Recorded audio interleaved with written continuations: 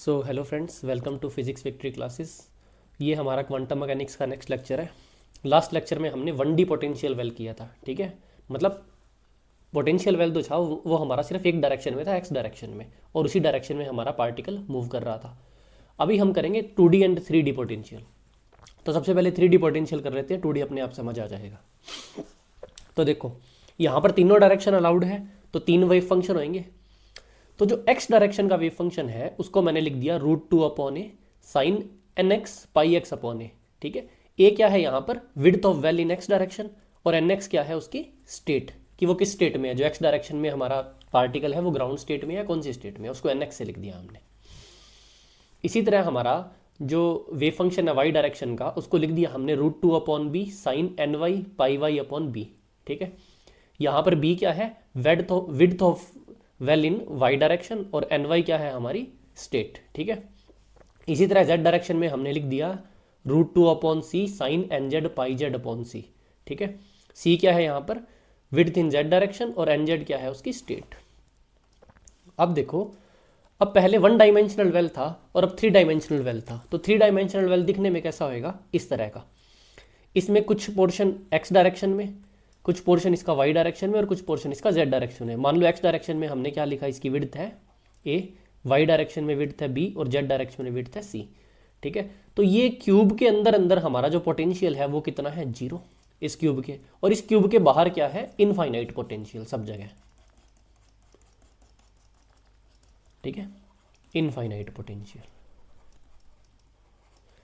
इसका मतलब क्या है, हमारा जो पार्टिकल है वो क्यूब के अंदर एक तरह से लॉक्ड हो गया हमेशा के लिए। तो इसका वेव फंक्शन कैसे लिखेंगे, combined wave function, x y z को कंबाइन करके कैसे लिखेंगे। तो हमारा जो रिजल्टेंट वेव फंक्शन है वो क्या होएगा, वो होएगा psi of x multiply by psi of y multiply by psi of z, ठीक है। मतलब वेव फंक्शन क्या होता है, हमेशा मल्टीप्लाई। इस चीज़ का आप ध्यान रखना, इसको हम डेरिवेट नहीं करेंगे, डायरेक्ट बता रहा हूँ मैं। तो ये क्या आ गया, ये आ गया इन तीनों को मल्टीप्लाई करके। तो इन तीनों को मल्टीप्लाई करके बनेगा 2√2 upon under root of a b c, multiply कर दिया, और sine of n x pi x upon a sine of n Y pi Y upon b, और हमारा साइन ऑफ आ गया थोड़ा सा n Z pi Z upon c, ठीक है। ये हमारा क्या हो गया, रिजल्टेंट वेव फंक्शन हो गया तीनों डायरेक्शंस को कंबाइन करके, ठीक है। इसको आप नोट कर लो, फिर हम आगे चलते हैं।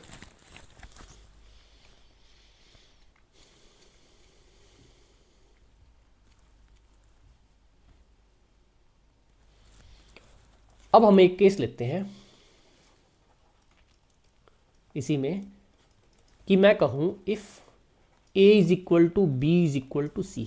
मतलब जो एक्स वाई जेड डायरेक्शन में इस वेल की जो पोटेंशियल थी वो लेंथ सेम हो गई, ठीक है। उसकी क्या है, विड्थ बोल दो या लेंथ बोल दो, वो सेम हो गई, और इसको मैंने बराबर कर दिया किसी एल के, ठीक है। तो इसको हम क्या बोलेंगे, क्यूबिक पोटेंशियल,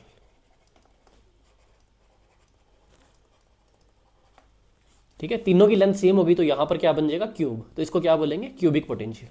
तो क्यूबिक पोटेंशियल का जब मैं रिजल्टेंट साई लिखूँ तो वो क्या आएगा, वो आएगा 2√2 अपॉन में एल की पावर 3/2, ठीक है। L under root L under root L under root L 3 बार मल्टीप्लाई हो जाएगा, और यहाँ क्या आएगा, यहाँ आएगा sine N x pi x upon L sine N Y pi Y upon L, और sine N Z pi Z upon L, ठीक है। ये हमारा आ गया रिजल्टेंट वेव फंक्शन, इसको नोट करो। इसके बाद हम बात करते हैं इसमें ही एनर्जी की, ठीक है। अब जो एक्स डायरेक्शन में एनर्जी होएगी उसको हम क्या लिखेंगे, n x square pi square H cut square upon 2m a square, ठीक है। इसी तरह वाई डायरेक्शन में जो एनर्जी होएगी उसको क्या लिखेंगे, n Y square pi square H cut square upon 2m b square, ठीक है। और इसी तरह जेड डायरेक्शन में जो एनर्जी होएगी उसको लिखेंगे n Z square pi square H cut square upon 2m c square. Total energy क्या होएगी, ठीक है। तो टोटल एनर्जी होएगी हमारी जितनी एक्स में है प्लस जितनी एनर्जी वाई डायरेक्शन में है प्लस जितनी एनर्जी जेड डायरेक्शन में है। ठीक है, तो ये क्या बन जाएगा, ये बन जाएगा N x square upon A square plus N Y square upon B square plus N Z square upon C square और pi square H cut square upon 2m चला गया बाहर। ठीक है, अब यहां पर मैंने फिर से क्या किया, केस ले लिया। केस क्या है हमारा कि a is equal to B is equal to c is equal to l. ठीक है, क्यूबिक पोटेंशियल वाला केस ले लिया, क्यूबिक पोटेंशियल। तो उस क्यूबिक पोटेंशियल में जो हमारी ई टोटल लिख लो ना, यहाँ पर ई टोटल है वो क्या हो जाएगा, वो हो जाएगा हमारा N x square plus N Y square plus N Z square और pi square H cut square upon 2m L square. ठीक है, ये क्या आ जाएगी, हमारी टोटल एनर्जी आ जाएगी। तो इसको आप नोट कर लो। तो ये हमारा क्या है, ये टोटल वेव फंक्शन आ गया और ये उसका क्यूबिक पोटेंशियल में वेव फंक्शन आ गया। ये हमारी टोटल एनर्जी आ गई और ये क्यूबिक पोटेंशियल की एनर्जी आ गई। ये चीज़ें आपको पता होनी चाहिए। अब 3D में तो मैंने देखो बता दिया आपको, 2D में आप खुद लिख लो। ठीक है, अगर 3D कर लिया तो 2D तो समझ लो हो ही गया, बस इसको 2 बार लिखना है, 3 बार की जगह। ठीक है, तो इसको नोट करो, फिर हम आगे चलते हैं।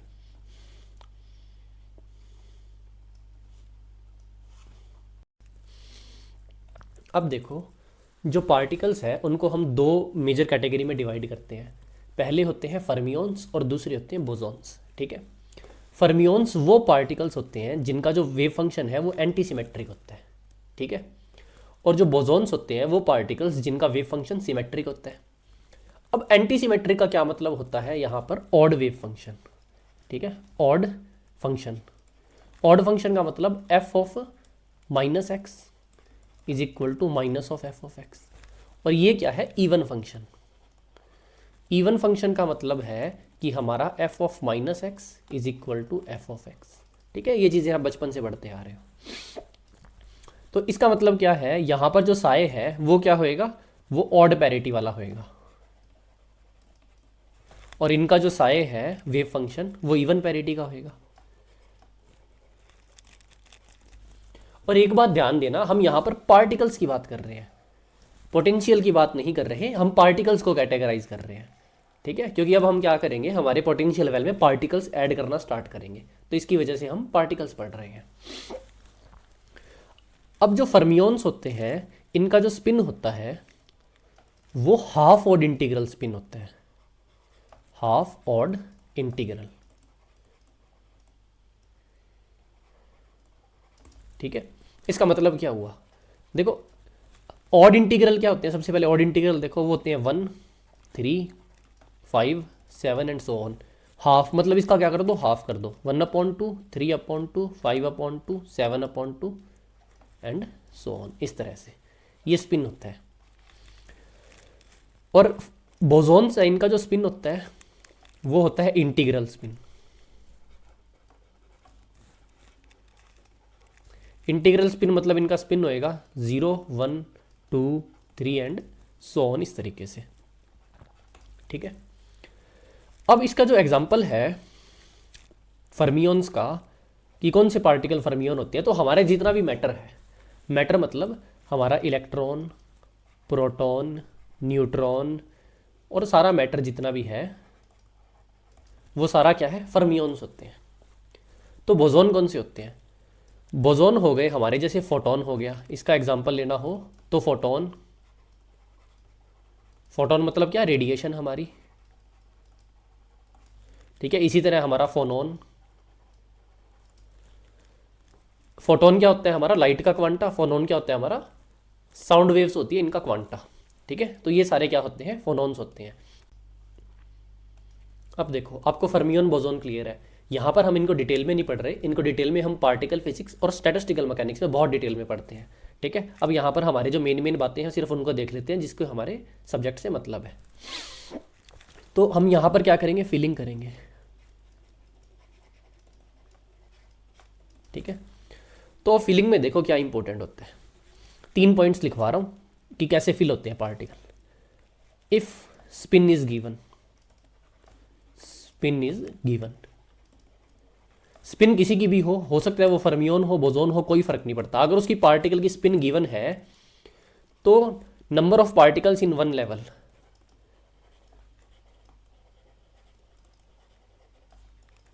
इन सिंगल लेवल, वो कितने आ सकते हैं, इसका फॉर्मूला देखो। इसका फॉर्मूला होगा आपका 2s+1। ठीक है, एक लेवल में इतने पार्टिकल्स आ सकते हैं। सेकंड, इफ स्पिनलेस फर्मियोन, स्पिनलेस फर्मियोन, ठीक है, स्पिन जीरो नहीं। If spin is given including zero लिख लो ऊपर।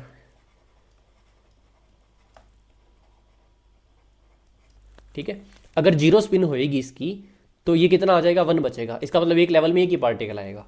ठीक है, स्पिन लेस और स्पिन जीरो, इनमें डिफरेंस होता है, ये याद रखना। अब हम बात करते हैं स्पिनलेस फर्मियोन की। अगर एक फर्मियोन दिया हुआ है जो स्पिनलेस है तो एक लेवल में कितना, सिर्फ एक ही पार्टिकल आएगा। ठीक है, number of particles in single level 1। और यहीं आपको इफ स्पिनलेस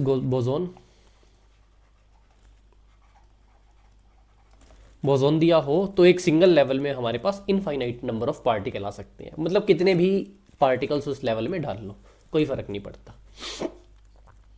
तो ये 3 पॉइंट्स को आप ध्यान में रखना।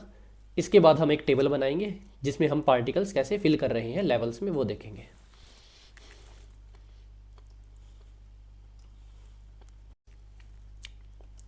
अब देखो, अब हम बात करते हैं इलेक्ट्रॉन्स की। ठीक है, इलेक्ट्रॉन फिलिंग की बात करेंगे यहाँ पर। तो देखो, number of electron in single level, अभी अभी हमने उसका फॉर्मूला देखा था 2s+1। एक बात आप याद रखना, इलेक्ट्रॉन, न्यूट्रॉन, प्रोटॉन, इन तीनों की स्पिन क्या होती है, हाफ। ठीक है, ये चीज़ आप नोट डाल के लिख लो। तो एक लेवल में कितने आ जाएंगे, तो 2 × 1/2 + 1, तो ये आ गए हमारे 2। ठीक है, मतलब एक लेवल होएगा, एक एनर्जी लेवल, उसके अंदर 2 इलेक्ट्रॉन आ जाएंगे। तो अब हम क्या करते हैं, इलेक्ट्रॉन्स फिल करते हैं। इलेक्ट्रॉन फिल हम कहाँ कर रहे हैं, क्यूबिक पोटेंशियल में।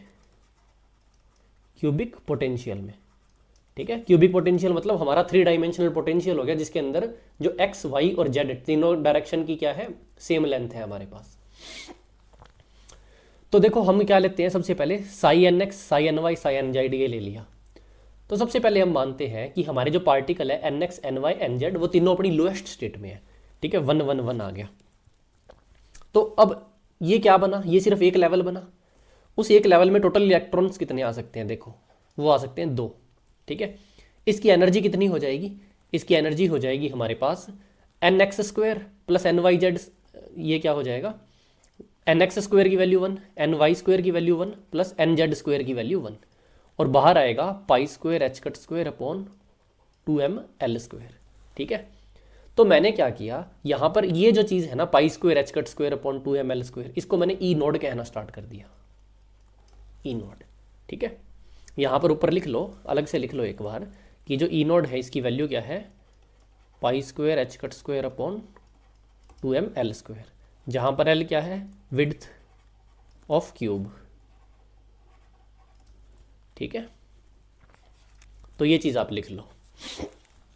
तो 1 + 1 + 1 ये कितना हो गया, 3 ई नोट। अब हमें पता है कि ये क्यूबिक पोटेंशियल का हमारा लोएस्ट स्टेट है। लोएस्ट स्टेट है तो ये कौन सी होगी, ग्राउंड स्टेट हो गई।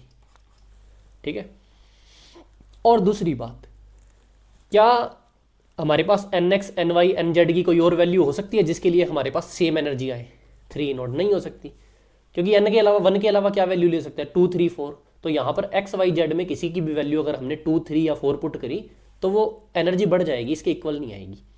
इसका मतलब इसकी डीजनरेसी क्या हो गई, 1। तो यहाँ से डीजनरेसी का मतलब समझो, डीजनरेसी का मतलब है कि टोटल एनर्जी लेवल्स जिनकी एनर्जी सेम हो। ठीक है, डीजनरेसी का क्या मतलब हुआ, total energy levels having same energy, having same energy. ठीक है, कि मतलब हो सकता है 4 5 ऐसे एनर्जी लेवल हो जिनकी एनर्जी सेम हो, तो वो दिखने में तो हमें लगेगा कि भाई यहाँ पर एक ही लेवल है, लेकिन बात क्या है, हम उसको जब ढंग से पता करेंगे तो हमें पता लगेगा कि यहाँ पर तो 5 लेवल्स थे, ठीक है, लेकिन उन पांचों लेवल की एनर्जी सेम थी, इसलिए वो क्या है, एक ही जगह पर पुट हो रखे थे। तो ये होती है हमारी डिजेनरेसी। इन चीज़ों को हम बहुत डिटेल में पढ़ेंगे दूसरे सब्जेक्ट में। अगर आपने पार्टिकल या फिर स्टैटिस्टिकल मैकेनिक्स पढ़ा हुआ है तो आपको आइडिया है, वरना आप टेंशन मत लो, वहाँ पर अच्छे से पढ़ेंगे। यहाँ पर हम देख रहे हैं जितनी जितनी चीज़ें हमारी काम की है। उसके बाद नेक्स्ट में क्या हो सकता है, ठीक है, ये तो हमारा पहला हो गया। सेकंड नंबर पर हमने क्या किया, एक पोटेंशियल अज्यूम किया, एक वेव फंक्शन सॉरी, जिसमें एन एक्स एन वाई तो अभी भी 1 है, एन जेड को मैंने 2 कर दिया, ठीक है, एन जेड को 2 कर दिया, तो इसकी एनर्जी देखो कितनी हो गई। सबसे पहले तो एनर्जी हो गई इसकी ई नोड का तो ई नोड, और ये क्या है 1 + 1 एन एक्स एन वाई, और एन जेड की वैल्यू क्या है 4, तो ये कितनी एनर्जी हो गई टोटल 6 ई नोड, ठीक है। इस एनर्जी लेवल की एनर्जी है 6 ई नोड, और ये स्टेट कौन सी है, ये जस्ट अबव स्टेट है ग्राउंड स्टेट से, इसको हमने क्या कर दिया फर्स्ट एक्साइटेड स्टेट। अब हम बात करते हैं इसकी डीजेनरेसी की, ठीक है। तो 6 ई नोड एनर्जी के क्या और भी हमारे पास एनर्जी लेवल बन सकते हैं, बिल्कुल बन सकते हैं। वो कौन से हैं, वो है हमारे साए 121 और साए 211, ठीक है। एक बार क्या है हमारे एन वाई की वैल्यू 2 है, एक बार क्या है हमारे एन एक्स की वैल्यू 2 है। तो इसकी डीजेनरेसी कितनी हो गई, डीजेनरेसी होगी 3। क्यों, क्योंकि एनर्जी थी 6 ई नोड, और 6 ई नोड पर कितने लेवल बैठे हैं हमारे 3 एनर्जी लेवल बैठे हैं, तो इसकी एनर्जी कितनी होगी 6 ई नोड, ठीक है, और 3 इसकी डीजेनरेसी होगी। अब इसमें टोटल इलेक्ट्रॉन कितने आ सकते हैं, एक लेवल में कितने इलेक्ट्रॉन आ सकते थे 2, तो यहाँ पर टोटल एनर्जी लेवल कितने हैं 3 है, ठीक है। डीजेनरेट है मतलब एक दूसरे के ओवरलैप कर रहे हैं, ठीक है। यहाँ पर एनर्जी लेवल एक दूसरे को क्या कर रहे हैं, बिल्कुल ऐसे ओवरलैप कर रहे हैं, हम डिफ्रेंशिएट नहीं कर पा रहे उनमें, क्योंकि सेम एनर्जी है उनकी। तो 3 एनर्जी लेवल है, इलेक्ट्रॉन कितने आ सकते हैं 6, एक लेवल में 2 तो 3 लेवल में 6, ठीक है। अब देखो, अब हम नेक्स्ट करते हैं, इसी तरह पूरी टेबल बनाएंगे धीरे धीरे। इससे हायर एनर्जी स्टेट क्या हो सकती है, ठीक है। ये जो ground state, excited state, second excited state, जो भी हम देखेंगे ना, इनको किस टर्म्स में देखना है, एक बात हमेशा याद रखना, ये जो स्टेट्स होती है इसको हम हमेशा देखते हैं in terms of energy, in terms of energy, ठीक है। हो सकता है यहाँ पर मेरी शक्ल आ रही हो तो ये कवर हो गया हो, तो लिख लेना ना, जो बोला है वो लिख लेना, ठीक है। मतलब जिसकी एनर्जी जितनी ज़्यादा वो उतनी हायर स्टेट होएगी, ठीक है। हम इसको नंबर्स के टर्म्स में नहीं देखते कि यहाँ पर कौन सा बड़ा नंबर है कौन सा छोटा नंबर है, नंबर से कोई मतलब नहीं है। जितने भी एनर्जी लेवल्स प्लेस्ड होते हैं वो इन टर्म्स ऑफ एनर्जी होते हैं। जो हमारे पास ग्राउंड स्टेट होती है वो लोएस्ट स्टेट होती है, ठीक है, और उसके ऊपर जो भी एनर्जी होएगी वो first excited state, lowest energy state होती है। उसके ऊपर जो भी होएगी वो फर्स्ट एक्साइटेड स्टेट, उसके ऊपर होएगी वो सेकंड एक्साइटेड स्टेट, ठीक है। तो ये किस ऑर्डर में होता है, ये ऑर्डर में होता है increasing order of energy, increasing order of energy, ठीक है। जैसे जैसे ऊपर जाएंगे हमारी एनर्जी इंक्रीज होनी चाहिए, उस टर्म्स में रखना है। एनर्जी इंक्रीज होनी चाहिए, इसका मतलब क्या होना चाहिए हमारा, यहां पर n x square plus N Y square plus N Z square, energy क्या है डायरेक्टली प्रोपोर्शनल तो इसके है, उसके साथ ई नोड लगाया, ई नोड तो क्या है कांस्टेंट, तो इसको भूल जाओ। इसका मतलब हमारी एनर्जी कैसे कैसे इंक्रीज होगी, जैसे जैसे हमारे पास N x square N Y square N Z square इसके सम की वैल्यू हमारे पास इंक्रीज होगी, ठीक है।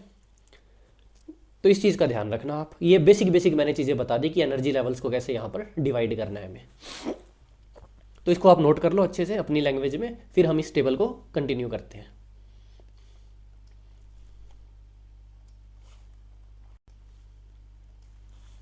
अब देखो, अब मैं नेक्स्ट क्या रखूं कि n x square N Y square N Z square की वैल्यू उससे ज़्यादा क्या हो सकती है, तो वो मैंने रख दिया 2 2 1, ठीक है।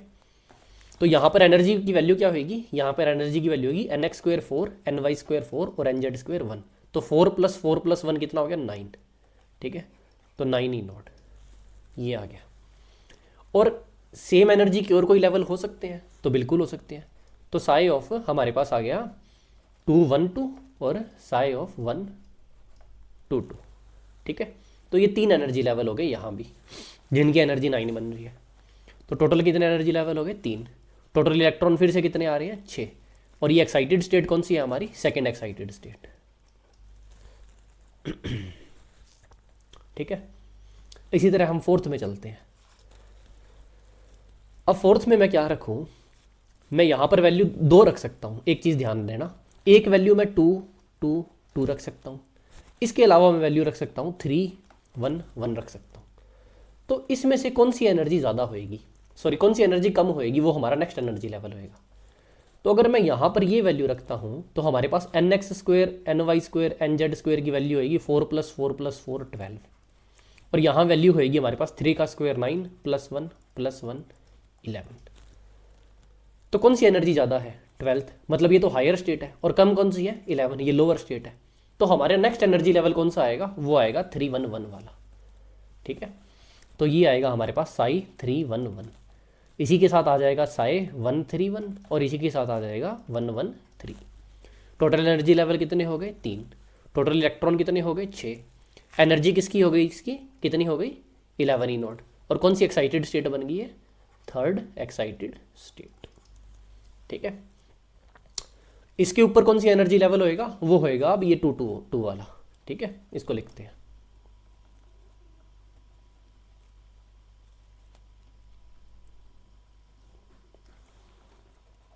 पांचवा अब आ गया psi 2 2 2।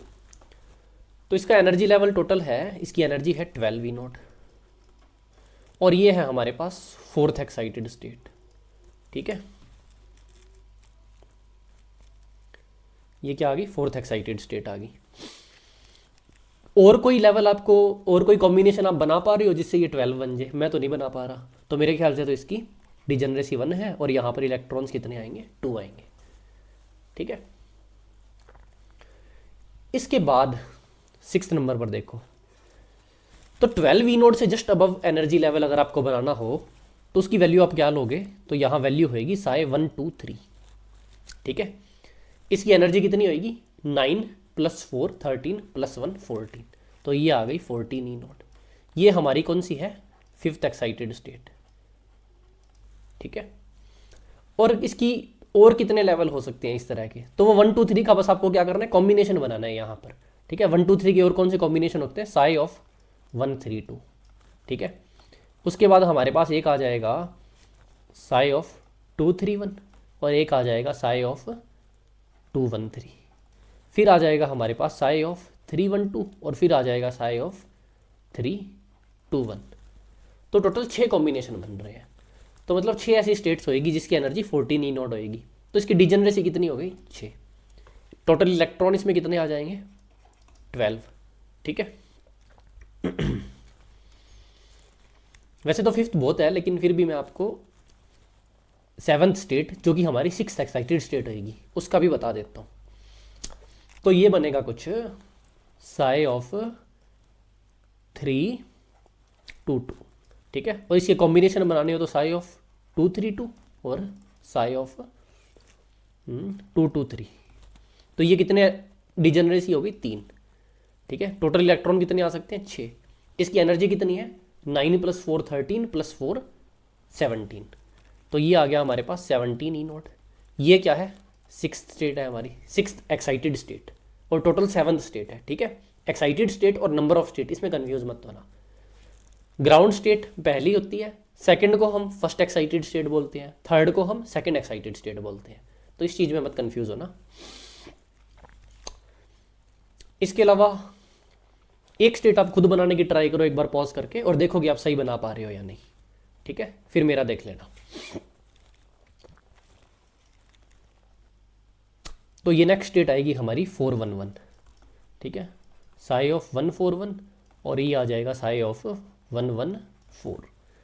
3 डिजनरेसी आ गई, 6 टोटल इलेक्ट्रॉन आ जाएंगे और इसकी एनर्जी कितनी होएगी 18 E0। और ये कौन सी होगी हमारी 7th एक्साइटेड स्टेट। ठीक है, तो इतना काफ़ी है। इस टेबल को आप नोट कर लो आराम से।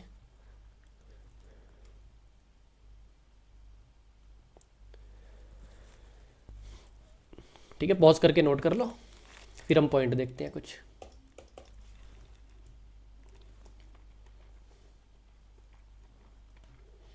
अब यहाँ पर एक इंपॉर्टेंट पॉइंट देखो नोट डाल के,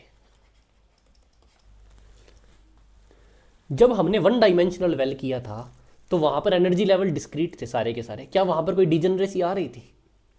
याद करो, वन डायमेंशनल में हमने ये ऐसे करके एनर्जी लेवल्स बनाए थे, ठीक है, ऐसे करके। तो सारी की सारी स्टेट्स क्या थी? नॉन डिजनरेट थी, मतलब एक ही एनर्जी लेवल की एक स्टेट थी, मल्टीपल स्टेट्स नहीं थी सिंगल एनर्जी लेवल पर। तो इसका मतलब हमें क्या पता लगता है कि जो हमारा वन डी सिस्टम है, वन डायमेंशनल सिस्टम, वो क्या होता है? हमेशा ही नॉन डिजनरेट। ठीक है, जो वन डायमेंशनल सिस्टम होता है वो नॉन डिजनरेट होता है। और ये किस में पढ़ा हमने? ये पढ़ा हमने इनफाइनाइट पोटेंशियल वेल में, ठीक है। उसके अलावा और भी पोटेंशियल्स होंगे तो उसमें भी हम ये सेम टू सेम रिजल्ट देखेंगे। तो हमारा वन डी सिस्टम है वो नॉन डिजनरेट है। इसका यहाँ पर तो कोई खास यूज़ नहीं है, लेकिन जब हम स्टैटिस्टिकल मैकेनिक्स पढ़ेंगे तो इस चीज़ का हम ज़रूर यूज़ करेंगे। तो इस चीज़ को नोट करो। अब हम कुछ एग्जांपल्स करते हैं, अच्छे एग्जांपल करेंगे।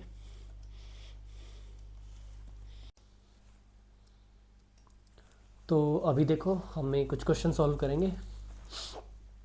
आई होप आपको ये क्लियर नज़र आ रहे होंगे। तो सबसे पहले तो आप एक काम करो, पॉज करो और ये क्वेश्चंस को खुद करने की ट्राई करो, ठीक है। उसके बाद आप सॉल्यूशन देखना।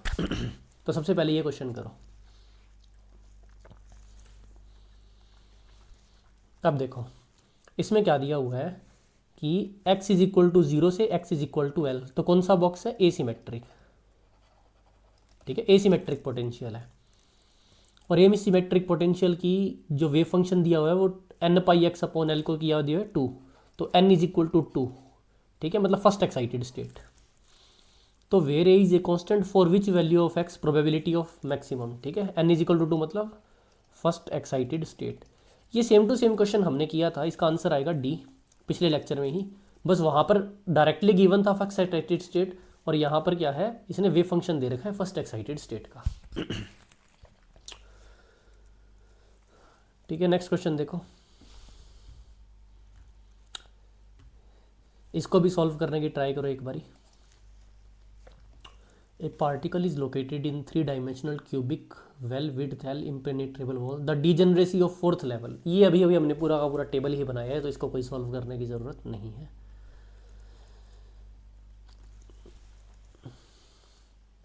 ठीक है, यहाँ पर एक और चीज़ लिख लो, आप बिना टेबल को देखें, ठीक है। एक चीज़ प्रैक्टिस करो, degeneracy of 4th level, 5th level और 6th लेवल, ठीक है, ये सारे निकालो और फिर टेबल से मैच करना, आप कर पा रहे हो नहीं कर पा रहे ये देख लो।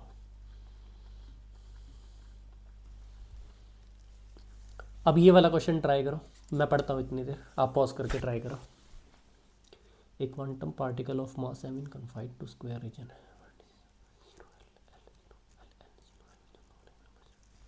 ठीक है, तो इसने जो कोऑर्डिनेट्स दिए हैं वो कुछ ऐसे दिए हैं, 0 0 0 L L 0 L L, ठीक है। तो ये कौन सा हो गया? ये सबसे पहले तो 2D पोटेंशियल हो गया। 2D पोटेंशियल में भी कौन सा? ये एसिमेट्रिक वाला, ठीक है, क्योंकि 0 से L इसकी विड्थ आ रही है। तो क्या हो जाएगा इसका? इसका आंसर हो जाएगा C, ठीक है। वेव फंक्शन बताना है बस हमें।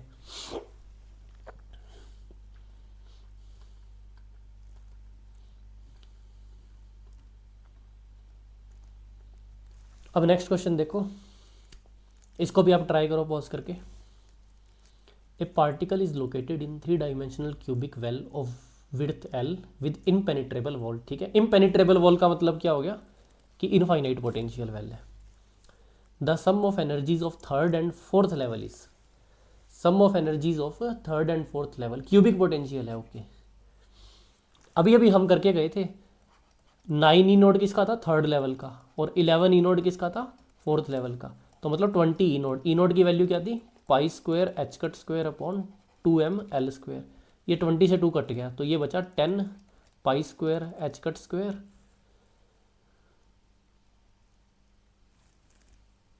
अपॉन ml स्क्वायर, ठीक है। आंसर है ना? हाँ, ये ऑप्शन है।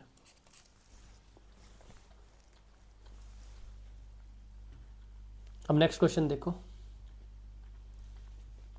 अब इसको ट्राई करो आप। For a quantum particle confined inside a cube box length L, for a quantum particle confined inside a cube of box length L, the ground state energy is given by E node, the first excited state। ठीक है, तो देखो हमने ground state energy कितनी निकाली थी, 3 E node. ठीक है, मान लो उसको हमने कह दिया E। उसके बाद बात करते हैं फर्स्ट एक्साइटेड स्टेट की एनर्जी, वो हमने निकाली थी 6 E नोड। तो इसको E की टर्म्स में लिखना है, क्या लिखेंगे, 2E। ठीक है, अभी अभी करके गए हैं आप, तो आंसर आ जाएगा इसका ए ही आंसर आ जाएगा।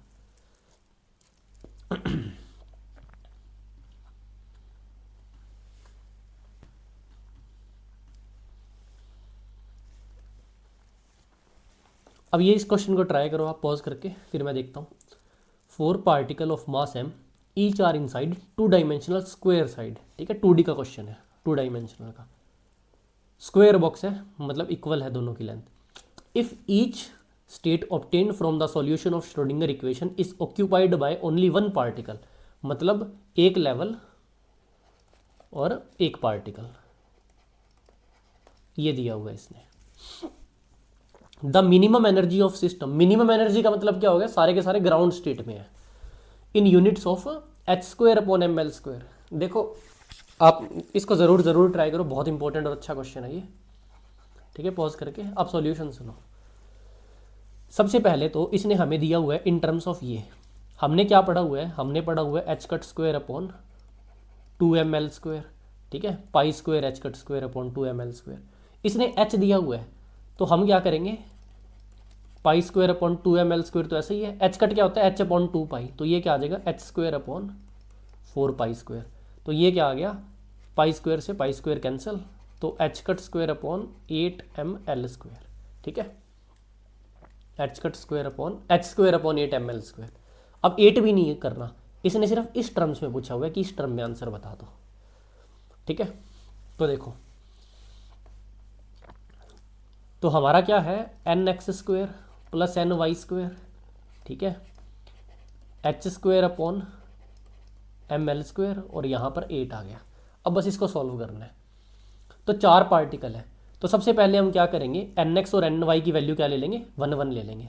ठीक है, ये स्टेट में क्या आएगा, इस स्टेट में आएगा 2 इंटू ये।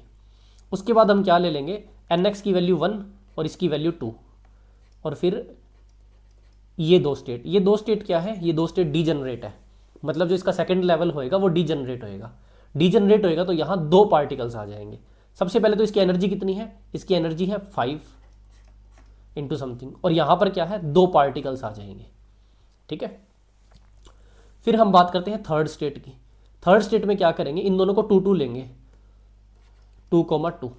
ये nx ny की वैल्यू लिखी है मैंने, nx ny। ठीक है, तो 2,2 4 + 4 8, तो ये आ जाएगा 8 और समथिंग ऐसे।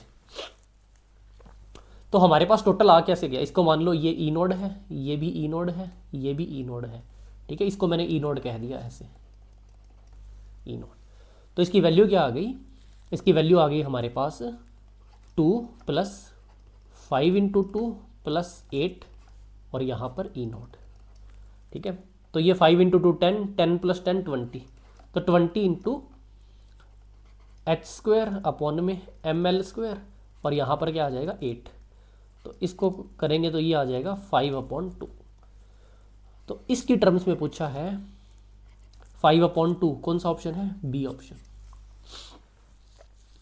ठीक है, ये अच्छा क्वेश्चन था, इसको ज़रूर करना। आप आराम से करना इसको, स्टेप बाय स्टेप, मैंने थोड़ा जल्दी कर दिया। इससे आपको 2 डायमेंशनल 3 डायमेंशनल ये मतलब लेवल्स बनाने बहुत आसान हो जाएंगे एक बार ये क्वेश्चन कर लोगे तो। ठीक है, अब नेक्स्ट क्वेश्चन पे चलते हैं, इसको आप पॉज करके नोट कर लो, और नोट नहीं करना, मेन चीज़ आप समझो इस चीज़ को। ठीक है, आप खुद कर सको, इस तरह समझो इन चीज़ों को।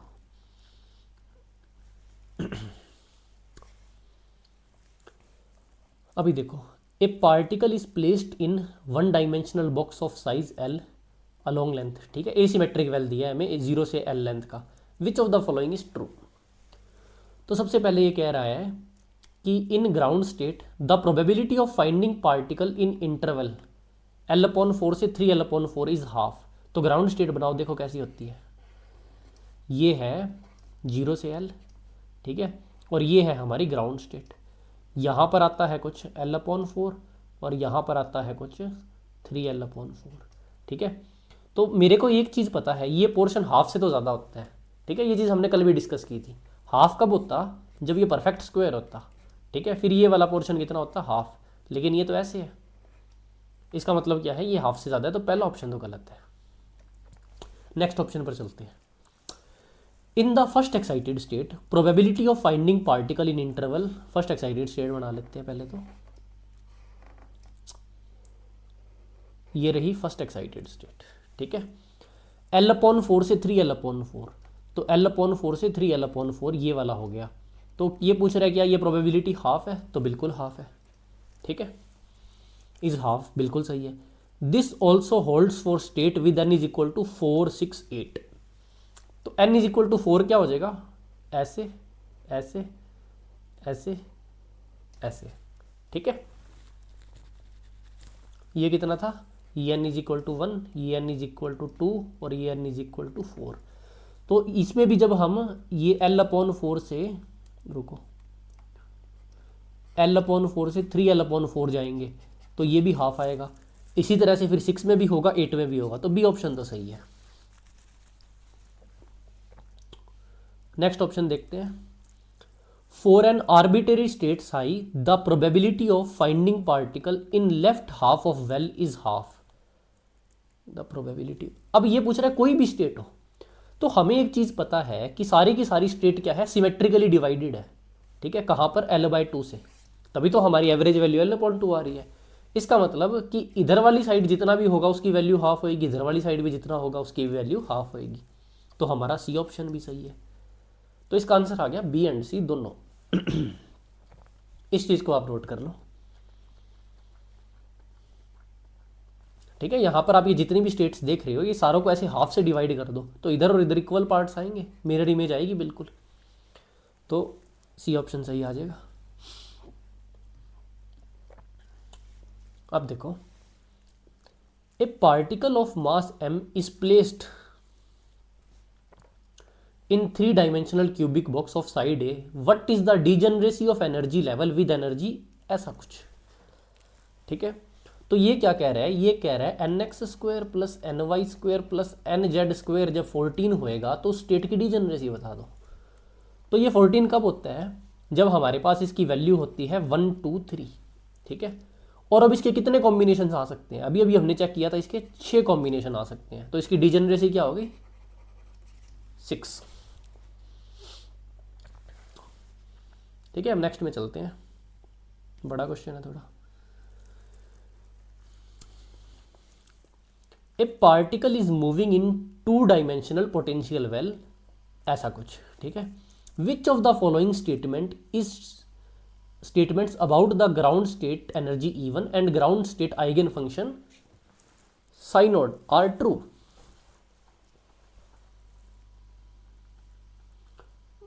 अच्छा, इसने लिखा E1 है लेकिन इसको ग्राउंड स्टेट एनर्जी कह रहा है, और इसने वेव फंक्शन को साई नोड लिखा है, इसको ग्राउंड स्टेट कह रहा है। तो कोई कंफ्यूज मत हो जाना। कुछ लोग क्या करेंगे, जल्दी जल्दी में इसको ग्राउंड स्टेट मान लेंगे और इसको एक्साइटेड स्टेट मान लेंगे, क्योंकि यहाँ पर 1 लिखा है, यहाँ पर 0 लिखा है, तो इसने ट्रिक खेल दी है।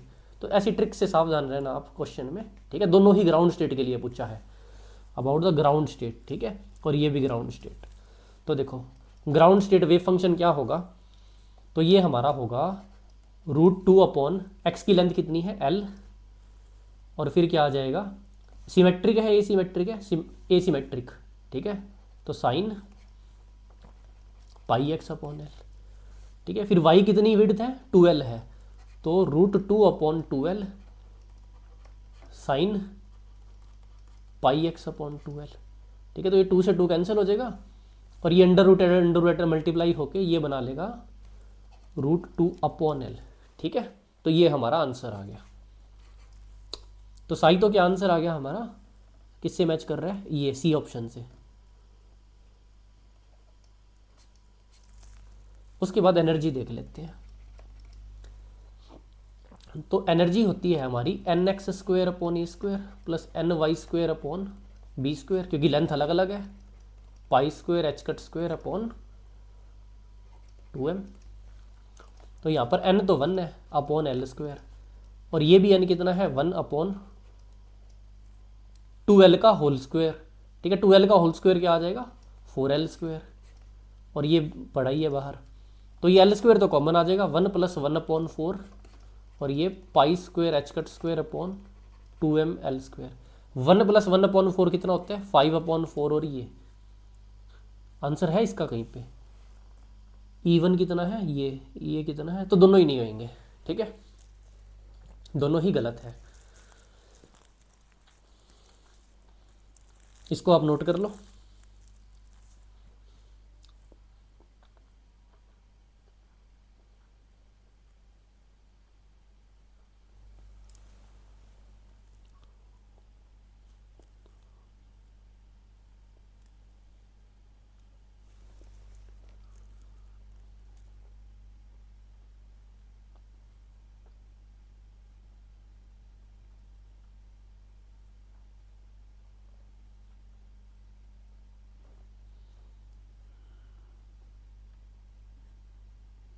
देखो, इसी क्वेश्चन में एक काम करो, आप अभी पॉज करके एक्साइटेड स्टेट एनर्जी निकालो। ठीक है, मैं अपडेट कर देता हूँ क्वेश्चन को। फर्स्ट एक्साइटेड स्टेट एनर्जी, ठीक है, ये होमवर्क में कर लो, पॉज करके अभी निकालो, फिर मैं आंसर बता देता हूँ।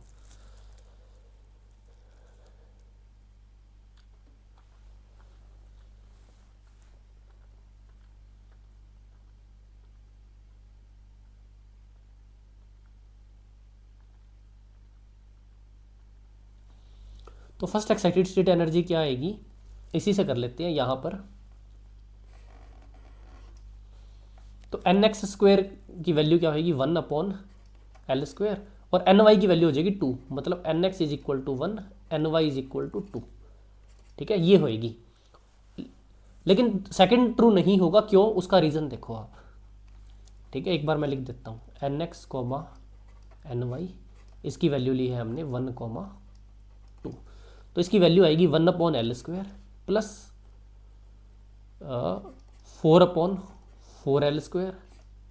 ठीक है, तो ये कितना आ जाएगा, ये आ जाएगा 2 अपॉन एल स्क्वायर, ये 4 से 4 कैंसिल हो जाएगा, 2 upon l square pi square H cut square upon 2m, तो ये 2 से 2 भी कैंसिल हो जाएगा, तो ये बचेगा आपका पाई square H cut square upon l square. ये आ गया आंसर।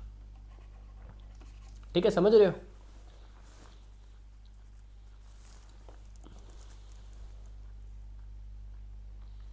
अब अगर हम क्या करते, अब हम दूसरा केस ले लेते हैं। इसमें दूसरा केस क्या, अगर मैं एन एक्स को 2 और एन वाई को 1 लेता, तो आंसर क्या आता, तो आंसर आता हमारा यही, देखो इसी को लिख रहा हूँ मैं वापस से। एन एक्स की वैल्यू 2 होती तो 4 upon 1 L square, 4 upon l square plus 1 upon 4l square. ठीक है, इसको जब अपने कॉमन लेंगे तो ये क्या आएगा, ये आएगा 4 प्लस 1 अपॉन 4 पाई square H cut square upon 2ml square, तो ये कितना आ जाएगा, ये 17 अपॉन 4 पाई square H cut square upon 2ml square. तो आप एक चीज़ देख पा रहे हो कि इन दोनों की वैल्यूज अलग अलग है। ठीक है, n x is equal to 2, n y is equal to 1 लिया तो वैल्यू अलग आई, और n y is equal to 2 और n x is equal to 1 लिया तो वैल्यू अलग आई। तो यहाँ से आप समझते हो कि ये डिजनरेट स्टेट नहीं है। और ये डिजनरेट स्टेट क्यों नहीं है, क्योंकि देखो विड्थ अलग अलग हो गई, इसकी विड्थ अलग है, इसकी विड्थ अलग है, इसीलिए ये क्या है, डिजनरेट स्टेट्स नहीं है यहाँ पर। बाकी तो सिंपल मैथमेटिक्स है बिल्कुल, इसमें तो कोई डाउट होना ही नहीं चाहिए।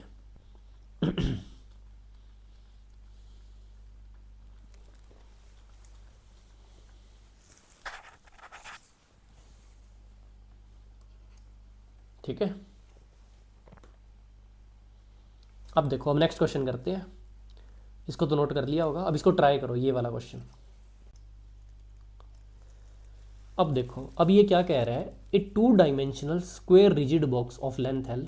ठीक है, 2 डायमेंशनल बॉक्स है। 2 डायमेंशनल बॉक्स का मतलब N x square plus N Y square और E naught contain 6 non interacting electron, 6 electron भरने हैं इसके अंदर। The ground state energy of system of electron. ठीक है, तो ग्राउंड स्टेट मतलब जब सारे मिनिमम में हो। तो इसको मैं स्टेप बाय स्टेप एक बार करके दिखा देता हूँ। सबसे पहले ग्राउंड स्टेट निकालते हैं। ग्राउंड स्टेट मतलब इन दोनों की वैल्यू NX NY की वैल्यू 1 1। तो ये क्या आ जाएगा हमारे पास 2 ई नोड, और इस 2 ई नोड के अंदर कितने आ जाएंगे 2 इलेक्ट्रॉन। फिर हम देखते हैं एक्साइटेड स्टेट। एक्साइटेड स्टेट क्या हो सकती है 2 1 1 2। तो एक्साइटेड स्टेट में 2 डिजनरेट एनर्जी लेवल है, तो इसकी एनर्जी कितनी है 4 + 1, ठीक है, NX² NY²। तो ये आ गई 5 ई नोट, और 2 लेवल थे तो टोटल कितने इलेक्ट्रॉन आ जाएंगे 2 लेवल में 4 इलेक्ट्रॉन। तो ये हो गए हमारे 6 इलेक्ट्रॉन। तो ठीक है, अब देखो 2 ई नोड एनर्जी लेवल में 2 इलेक्ट्रॉन है, मतलब टोटल एनर्जी कितनी है 1 इलेक्ट्रॉन की 2 ई नोड, तो 2 इलेक्ट्रॉन की 4 ई नोड, तो 2 × 2 ई नोड प्लस, और 5 ई नोड जो एनर्जी लेवल है उसके अंदर 4 इलेक्ट्रॉन है, मतलब 4 × 5 ई नोड। ये हमारी टोटल एनर्जी ऑफ सिस्टम है। तो ये 2 × 2 कितना हो गया 4, और 4 × 5 20, तो ये 24 ई नोड। ई नोड की वैल्यू क्या है ये π² h²/2ml², यही ई नोड है। तो ये है π² h²/2ml²। ठीक है, तो ये तो ई नोड है, इसकी तो ज़रूरत ही नहीं थी, बस 24 आंसर आ गया आपका। अब इसमें एक बहुत इंपॉर्टेंट चीज़ देखो, अगर यहाँ पर ये कहता कि हमें एनर्जी चाहिए इन टर्म्स ऑफ π² h²/ml², ठीक है, तो क्या इसका आंसर 24 होता? नहीं। क्यों? क्योंकि 24 मल्टीप्लाई बाई यहाँ पर एक 2 भी होता है, तो ये कट जाता और इसका आंसर आता 12। तो ये बहुत इंपॉर्टेंट है, बहुत बार पेपर में ये करता है। ठीक है, इसको याद रखना कि ये किस टर्म्स में पूछा है, उसको ध्यान से देख लेना एक बारी। ठीक है, किन टर्म्स में पूछा है, ज़रूरी नहीं है यहाँ पर 2 लगा हुआ हो, तो आपको वो यूज़ करना होगा। अब नेक्स्ट क्वेश्चन पे चलते हैं, इसको आप नोट कर लो।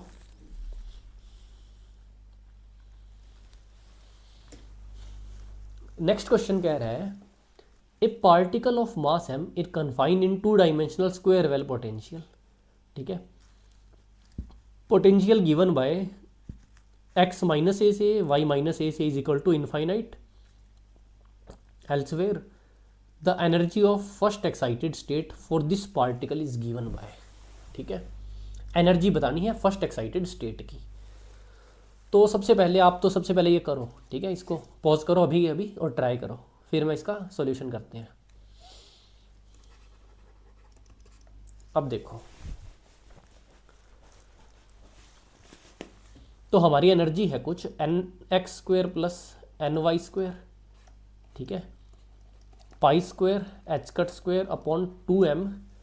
विड्थ देखो कितनी है, ये इंपॉर्टेंट चीज़ है, यहाँ पर -a से a दी हुई है, तो ये 2a² आ जाएगा, तो 2a का होल स्क्वायर, सॉरी, ठीक है, तो ये कुछ बाहर आके 8 बन जाएगा। ठीक है, 4 बाहर आके 8ma², ये आ गया हमारे पास। अब इसमें फर्स्ट एक्साइटेड स्टेट पूछी है। ग्राउंड स्टेट क्या होती है, NX NY की वैल्यू 1 1, ये क्या है ग्राउंड स्टेट। एक्साइटेड स्टेट क्या है, इनकी वैल्यू है 2 1 या फिर 1 2। ठीक है, एनर्जी तो सेम ही आनी है, कुछ भी रख दो। तो इसकी वैल्यू क्या आ जाएगी 2 का स्क्वायर + 1 का स्क्वायर, ये कितना हो गया 5 π² h²/8ma²। है कोई ऑप्शन? C option. ठीक है, सी ऑप्शन, ये आंसर आ गया।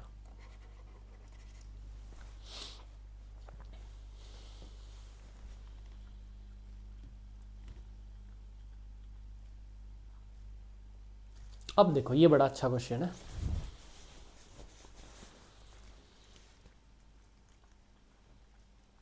ए particle of mass m is in 1 dimensional potential. ठीक है, एसिमेट्रिक पोटेंशियल है हमारे पास। At some instant its wave function 1/3 ये आई काट दो, ये गलती से लगा हुआ है। ठीक है, 1/3 ψ1 और प्लस √2/3 ψ2, where ψ1 and ψ2 are ground state and first excited state respectively. Identify the correct statement. तो आपको ये 4 चीज़ें दी हुई है, एवरेज वैल्यू ऑफ x और एवरेज वैल्यू ऑफ एनर्जी, आपको बताना है। ठीक है, अब इसको पॉज करो और सोचो ये कैसे होएगा। एक हिंट मैं आपको दे देता हूँ, इसको सॉल्व करने की जरूरत नहीं है, कॉमन सेंस से कर सकते हो बहुत आसानी से आप। ठीक है,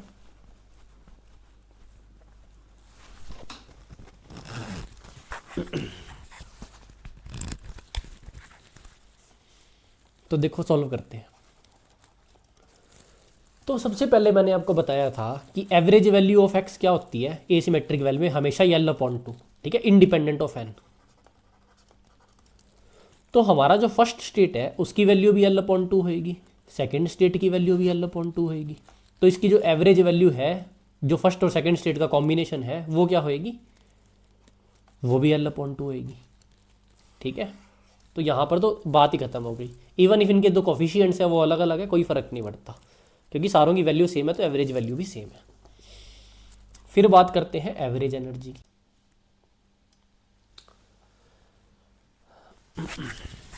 अब देखो एवरेज एनर्जी बोल दो या इसको एक्सपेक्टेशन वैल्यू बोल दो, एक ही बात है, ठीक है। तो इसका हमने एक फॉर्मूला देखा था, वो फॉर्मूला क्या था, समेशन ऑफ हमारा सी एन पी एन, ठीक है। यहाँ पर हमारी जो सी एन है वो क्या है, आइगेन वैल्यू, ठीक है, एनर्जी आइगेन वैल्यू, और जो हमारा पी एन क्या है, प्रोबेबिलिटी। और प्रोबेबिलिटी होती क्या है हमारा, ये जो कोफिशिएंट्स होते हैं ए एन इसका स्क्वायर, ठीक है। इस तरह का हमने सेम एक क्वेश्चन भी किया था। तो देखो ये क्या आ जाएगी, ये आ जाएगी, सबसे पहले तो हम बात करते हैं ग्राउंड स्टेट एनर्जी की। तो ग्राउंड स्टेट एनर्जी क्या होती है हमारे पास, उसको मैंने लिख लिया ई नोड मान लो, ठीक है। ई नोड क्या हो गया हमारा, पाई square H cut square upon 2ml square, ठीक है। और इसकी प्रोबेबिलिटी कितनी है, इसका जो कोफिशिएंट लगा हुआ है साई वन में, ये जो कोफिशिएंट है इसका स्क्वायर, तो इंटू 1/3 प्लस एक्साइटेड स्टेट की वैल्यू क्या होती है, वो होती है हमारे पास वन डायमेंशनल है तो 4 ई नोट, और इसकी प्रोबेबिलिटी कितनी है, ये जो कोफिशिएंट है इसका स्क्वायर, तो 2/3 आ जाएगी। तो ये कितनी आ गई, ई नोड अपॉन 3 प्लस 8 ई नोड अपॉन 3, तो ये 9 ई नोड अपॉन 3 आ गई। तो ये कितनी होगी हमारे पास, 3 ई नोड। 3 ई नोड का मतलब 3 pi square H cut square upon 2m A square L square, sorry L दिया हुआ है। तो ये हो गया हमारा आंसर। अब देख लो एवरेज वैल्यू ऑफ एक्स ये दिए हो एल अपॉन 2, और ये ए ऑप्शन ही आ गया हमारा, ठीक है। अब नेक्स्ट क्वेश्चन देखो,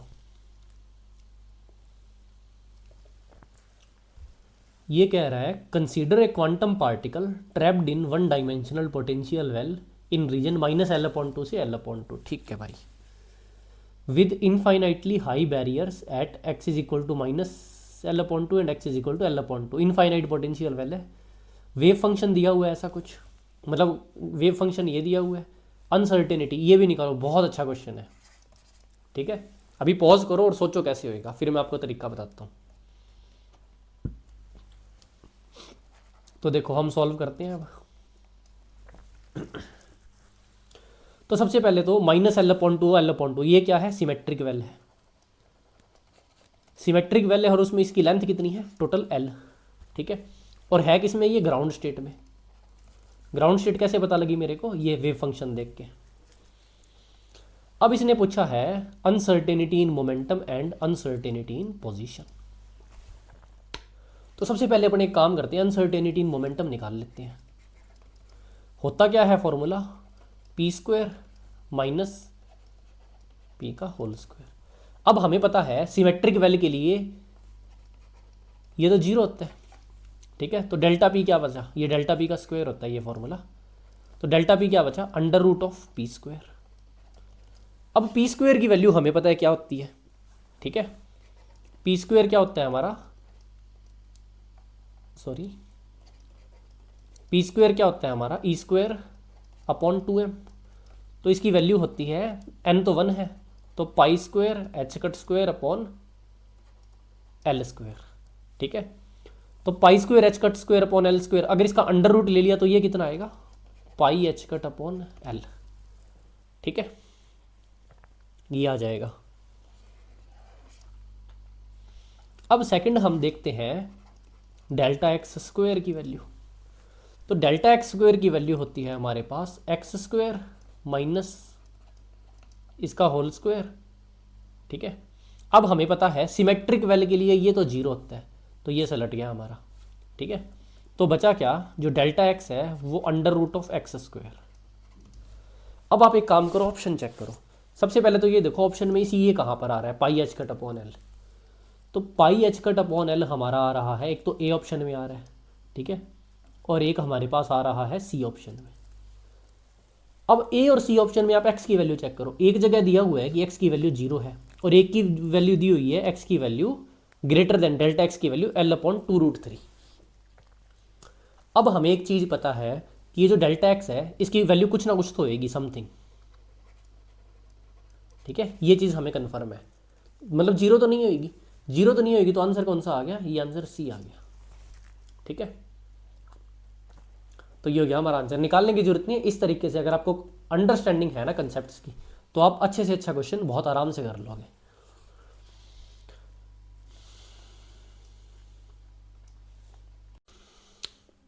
अभी देखो हमें एक और एग्जांपल दिया है।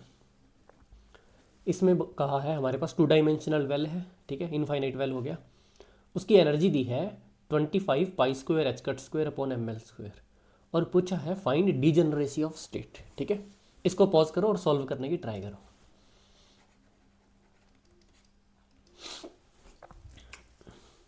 देखो अब एनर्जी क्या हुई, हमें किस में आइडिया है, ये देखो पाई स्क्वायर एच कट स्क्वायर और एम एल स्क्वायर दिया है, ठीक है। हम किस में स्टडी करते हैं इसको, हम स्टडी करते हैं इसको 50 pi square H cut square upon 2ml square.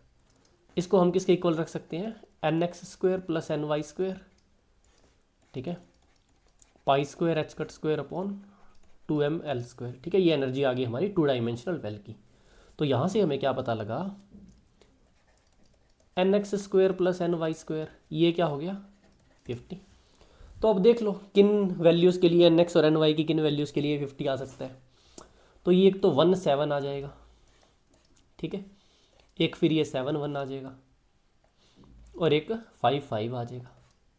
तो कितनी वैल्यूज़ ले सकते हैं, ये तीनों वैल्यूज़ पर एनर्जी कितनी सेम आएगी, तो ये कितनी डिजेनरेसी हो गई 3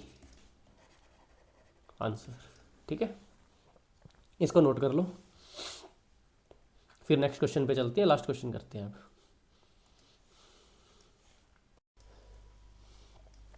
ये देखो ये हमारा लास्ट क्वेश्चन है, इसके बाद हम नेक्स्ट टॉपिक पर चलेंगे। तो 3 identical spin off particles in 1 dimensional box, mass m है पार्टिकल का, बॉक्स की लेंथ l है, energy of lowest 2 state in terms of this is, ठीक है। ये क्वेश्चन है, ये है, आप इसको पॉज करो और सॉल्व करो, ठीक है, फिर सॉल्यूशन देखना।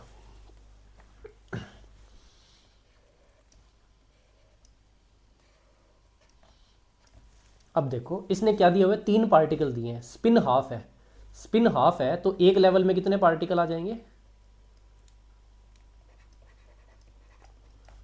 2s + 1, तो मतलब 2 पार्टिकल्स आ जाएंगे, s की वैल्यू 1/2 रखेंगे तो।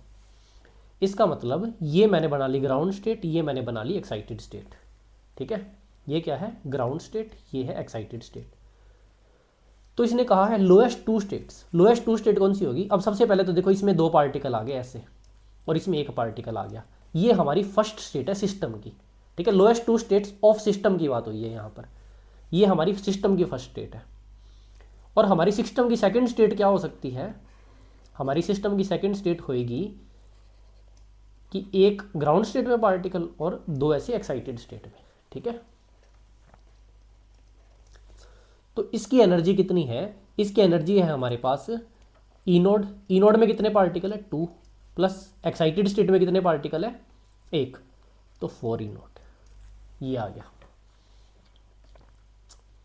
और यहाँ पर जो एनर्जी है वो कितनी है, 1 पार्टिकल तो ग्राउंड स्टेट में और 2 पार्टिकल एक्साइटेड स्टेट में है, ठीक है। ये एन स्क्वायर की वैल्यू लिखी है, 4E_n² की वैल्यू लिखी है। तो यहाँ पर टोटल एनर्जी कितनी होगी 6 ई नोड, और यहाँ पर टोटल एनर्जी कितनी होगी 9 ई नोड, ठीक है। तो अब अगर कोई भाग के यहाँ पर 6 और 9 पर टिक कर रहा है तो वो आंसर हो जाएगा गलत, क्यों, ये देखो क्या पूछा है, इन टर्म्स में वैल्यू चाहिए। अब इन टर्म्स में वैल्यू चाहिए तो ई नोड को ओपन करेंगे, तो 6 × पाई square H cut square upon 2ml square, तो ये 2 से ये कैंसिल हो गया, बन गया 3। और यहाँ पर भी इसको ओपन करेंगे तो पाई square H cut square upon 2m l²। अब ये कट तो होगा नहीं तो यहाँ चला जाएगा, तो ये बन जाएगा 3,9/2। तो ये आ गया 3,9/2। ठीक है। आप सिस्टम की एक्साइटेड स्टेट में कंफ्यूज मत हो ना। देखो सिस्टम की एक्साइटेड स्टेट मतलब है जितने भी हमारे पास n पार्टिकल्स हैं वो जब सारे लोएस्ट एनर्जी में होंगे, लोएस्ट एनर्जी में जब आप उन सबको फिल कर दोगे, फिल करके जो लोएस्ट एनर्जी बनती है उसको कहते हैं हम सिस्टम की ग्राउंड स्टेट, सिस्टम की ग्राउंड स्टेट। ठीक है। और उससे जो नेक्स्ट एनर्जी बनती है, ठीक है, वो उस सिस्टम की अब नेक्स्ट पॉसिबल एनर्जी जो ग्राउंड स्टेट से जस्ट ऊपर जो भी बनती है उसको हम कहेंगे फर्स्ट एक्साइटेड स्टेट। ठीक है। और उसकी जो नेक्स्ट एनर्जी होएगी मतलब उससे भी एक नंबर ऊपर की एनर्जी, ठीक है, उसको हम कहेंगे सेकंड एक्साइटेड स्टेट। ठीक है। तो सिस्टम की जो एक्साइटेड स्टेट्स है उसमें आप कंफ्यूज मत हो ना।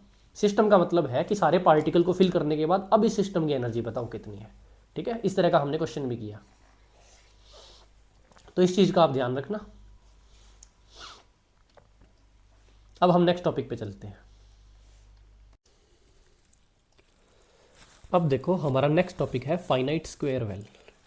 वैसे ये एग्ज़ाम में इससे क्वेश्चन आने के चांस बहुत रेयर होते हैं, बहुत ना के बराबर ही क्वेश्चन आए हैं, और आए हैं तो कभी कभार, बहुत रेयर नेट वगैरह में आ जाते हैं। एक बार शायद आज तक इसका क्वेश्चन गेट में आया है, इसके अलावा इसके ना के बराबर क्वेश्चन है। तो इसको में हम ज़्यादा डिटेल में नहीं जाएंगे क्योंकि प्रोबेबिलिटी काफ़ी कम है, बस फॉर्मूले देखने, उन्हीं फॉर्मूले पर क्वेश्चन बनता है। तो देखो फाइनाइट स्क्वायर वेल, अब कौन सा पोटेंशियल है, ये फाइनाइट पोटेंशियल है। और कैसा है वेल, अब तक हमने इनफाइनाइट वेल पढ़ा था, अब हम फाइनाइट वेल पढ़ेंगे। ठीक है। तो ये देखो यहाँ पर एक पोटेंशियल दिया हुआ है हमें V naught x less than -a/2, मतलब -a/2 से पहले एक वी नोड पोटेंशियल है। वी नोड क्या है, फाइनाइट पोटेंशियल, ये वाला फाइनाइट पोटेंशियल। फिर जीरो पोटेंशियल कहाँ पर है, -a/2 से a/2, और फिर से V naught x greater than a/2। इसका मतलब ये एक वेल है, जीरो पोटेंशियल रीजन है दो वी नोड पोटेंशियल के बीच में। ठीक है। इनफाइनाइट नहीं है, इस बार फाइनाइट पोटेंशियल है। तो देखो इसमें हम करते हैं सबसे पहले केस 1। केस 1 में मैं कहता हूँ कि जिसकी एनर्जी है वो वी नोड से ज़्यादा है। ठीक है। तो ये कैसा केस हो जाएगा, यहाँ पर कोई वी नोड से ज़्यादा एनर्जी वाला पार्टिकल आया, इसके अंदर एंटर कर गया, चल रहा है, और यहाँ से ट्रांसमिट कर गया और थोड़ा बहुत रिफ्लेक्ट कर गया। ये सेम टू सेम चीज़ आपने कहीं पढ़ी हुई है, बिल्कुल पढ़ी हुई है। ये क्या है, सेम एज स्टेप पोटेंशियल।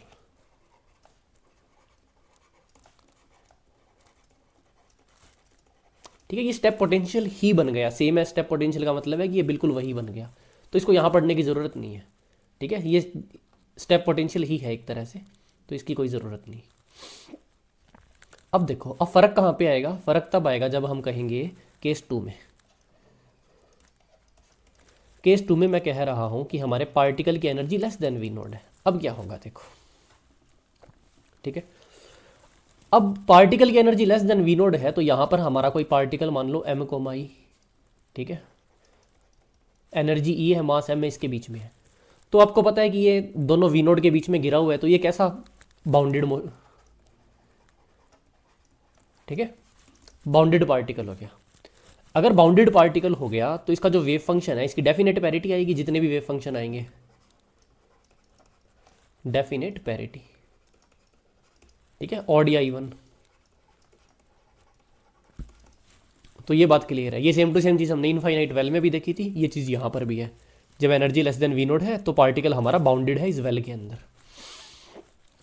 तो अब सबसे पहले हम कुछ चीज़ें डिफाइन कर लेते हैं, वो देखो। तो सबसे पहली चीज़ है हमारे पास ईटा। ठीक है। ईटा के लिए मैंने क्या कर दिया, इस रीजन को 1 ले लिया, ये कौन सा है, पोटेंशियल वाला रीजन, और ये जो पोटेंशियल फ्री रीजन है इसको मैंने 2 कह दिया। ठीक है। ईटा की वैल्यू है हमारे पास K1A/2। ठीक है। और K1A/2 है, इसको और आसानी से लिखना हो तो K1 इंटू पॉजिटिव विड्थ। अगर केस ये आए तो A/2, अगर ये केस ना आए तो पॉजिटिव विड्थ। अब पॉजिटिव विड्थ का कंसेप्ट समझो अच्छे तरीके से। ठीक है। काफ़ी लोग इसमें क्या कंफ्यूज हो जाते हैं, पॉजिटिव विड्थ क्या है, तो मैं अलग से ही समझा देता हूँ। ये मान लो एक वेल बना हुआ है, ये -a/2, ये a/2, ठीक है। इसको मैंने डिवाइड कर दिया, ये वाली नेगेटिव विड्थ है और ये वाली पॉजिटिव विड्थ है, ठीक है। ये 0 है यहाँ पर, तो यहाँ पर पॉजिटिव विड्थ क्या होगी, इसको w से कह दिया मैंने, वो होगी a/2, साफ साफ दिख रहा है। अब मान लो मैंने एक वेल बनाया जिसको मैंने कह दिया 0 से 2l है, ठीक है। अब मैंने फिर से क्या है, ओरिजिन पर एक लाइन ड्रॉ कर दी, यहाँ पर पॉजिटिव विड्थ क्या है, 2l है, ठीक है। ये हमारी क्या होती है, पॉजिटिव विड्थ। अब यहाँ पर एक ट्रिक आती है, वो ट्रिक क्या है कि यही चीज़ मैंने ऐसे बना दी, ठीक है। ये -l हो गया और ये 0 हो गया। अब बताओ पॉजिटिव विड्थ क्या है, ठीक है। तो अब कुछ लोग सोचेंगे सर पॉजिटिव में तो कोई विड्थ ही नहीं है तो इसकी 0 होगी, नहीं, इसकी पॉजिटिव विड्थ अभी भी l है। इसका नाम हमने पॉजिटिव विड्थ दे दिया, लेकिन इसको एक्चुअली कहते हैं सिमेट्रिक विड्थ, ठीक है। एक सिमेट्री 0 पर आप लाइन बना दो, उसके आर बार इसकी कितनी विड्थ है, ठीक है, किसी भी साइड में 0 पर लाइन बना दो, भले उसके राइट साइड पॉजिटिव साइड हो या लेफ्ट साइड, उससे फ़र्क नहीं पड़ता। अब हमने जितने भी वेल किए हैं हमारे कोर्सेज में, वो सारे के सारे क्या है, पॉजिटिव साइड के लिए किए हैं, तो इसको पॉजिटिव विड्थ कहने लग गए। तो इस चीज़ में कन्फ्यूज़ मत होना कि अगर 0 से -l ऐसा भी आ जाए, इसकी विड्थ l ही होएगी, इसकी यहाँ विड्थ 2l होएगी और यहाँ a/2 जो भी दिया हो। इस चीज़ का आप ध्यान रखना, ठीक है। पॉजिटिव विड्थ, इसका सिर्फ नाम पॉजिटिव विड्थ है, कंसेप्ट समझो, मेन कंसेप्ट की बात है, ठीक है। ये हो गया K1 इंटू पॉजिटिव विड्थ। अब यहाँ पर देखो K1 क्या है, K1 कौन सा रीजन है, ये जहाँ पर पोटेंशियल था, तो K1 लिखो, क्या होएगा, खुद लिखने की ट्राई करो, 2m v0 - e upon h², ये K1 हो जाएगा। इसी तरह मैंने क्या कर दिया, एक और क्वांटिटी डिफाइन कर दी, एप्साइलन। एप्साइलन की क्या वैल्यू है, K2 इंटू a/2, इसको मैं लिख सकता हूँ K2 इंटू पॉजिटिव विड्थ, ठीक है। और K2 यहाँ पर क्या है, K2 है 2me अपॉन h², क्योंकि वो तो पोटेंशियल फ्री रीजन में है। तो इसको आप कर लो नोट, फिर हम आगे चलते हैं।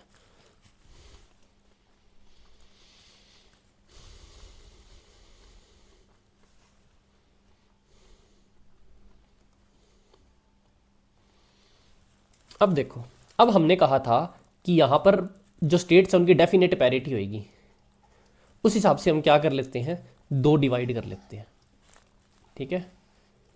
यहाँ पर कर लेते हैं हम इवन पैरिटी स्टेट्स,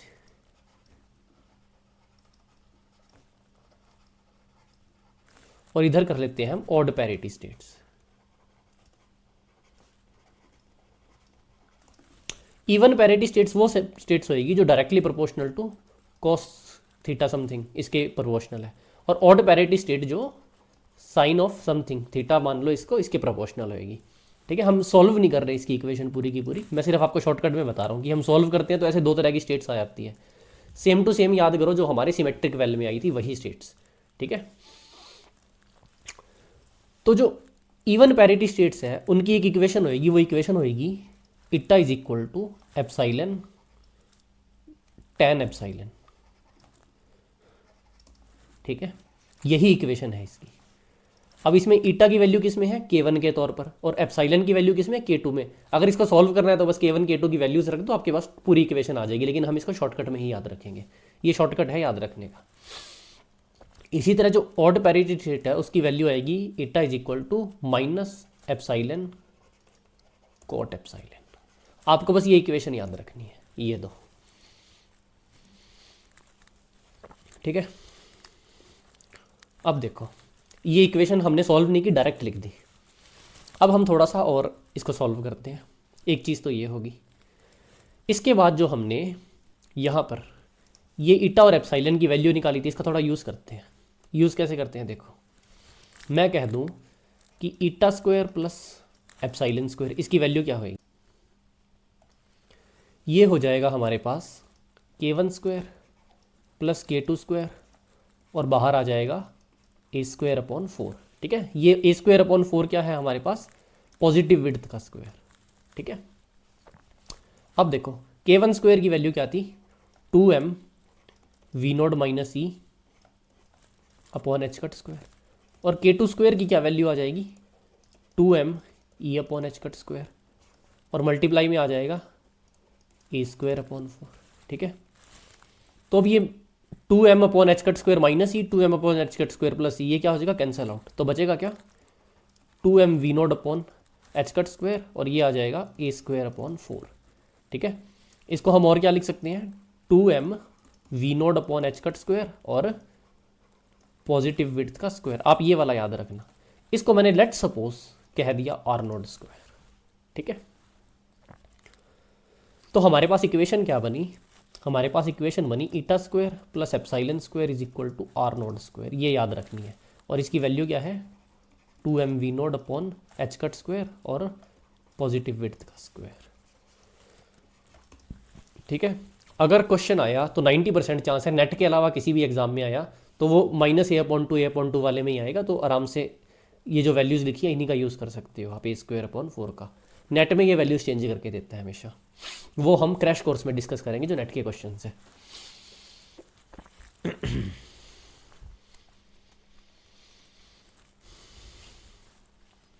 ये आपको देखने में इक्वेशन ऑफ सर्कल जैसी लग रही है,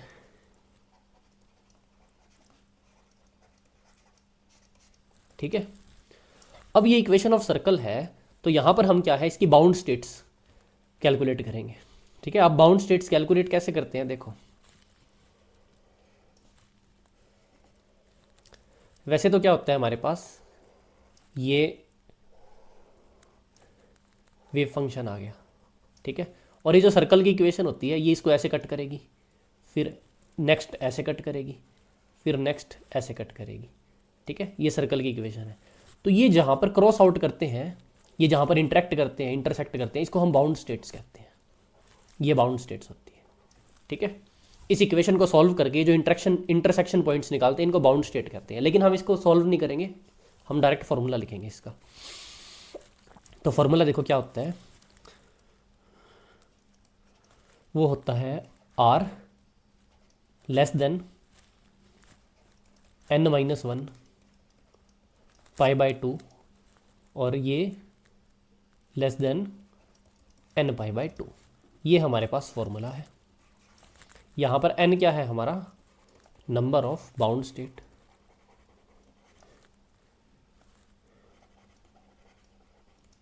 ठीक है।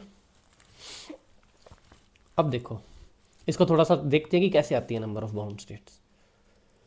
तो मान लो मैंने बोल दिया कि जो r की वैल्यू है हमारी, रेडियस की वैल्यू, वो है 0 से π/2, ठीक है। इसको इक्वल टू भी लगा लो, कोई खास फर्क नहीं पड़ेगा।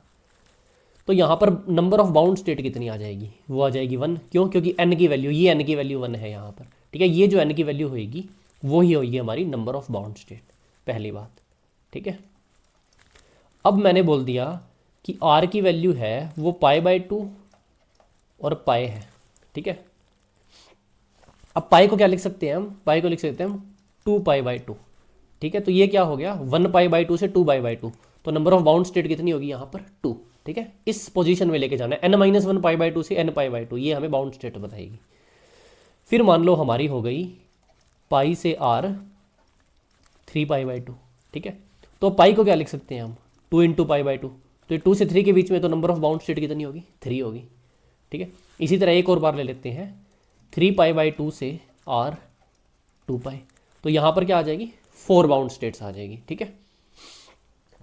अब मान लो कि ये रेडियस, ये जो r की वैल्यू है, ये हमारे पास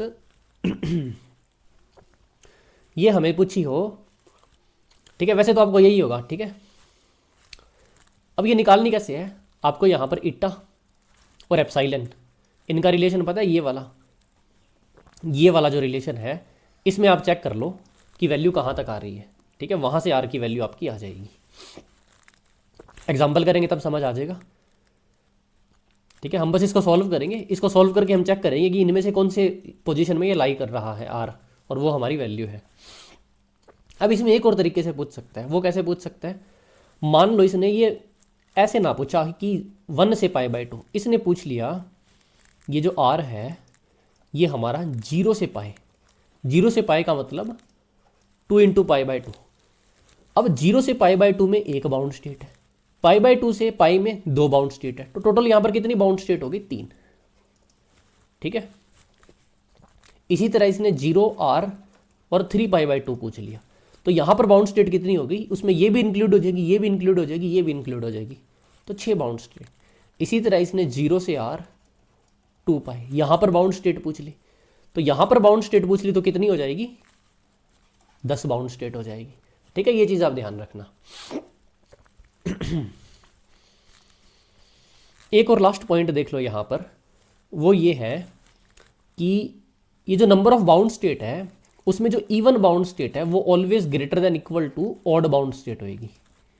इसका मतलब क्या है, इसका मतलब ये है कि जो पहली बाउंड स्टेट मिल रही है जो हमें 0 से π/2 के बीच में मिल रही है, ये हमारी क्या है, इक्वेशन ऑफ सर्कल है जिसकी रेडियस π/2 ली है।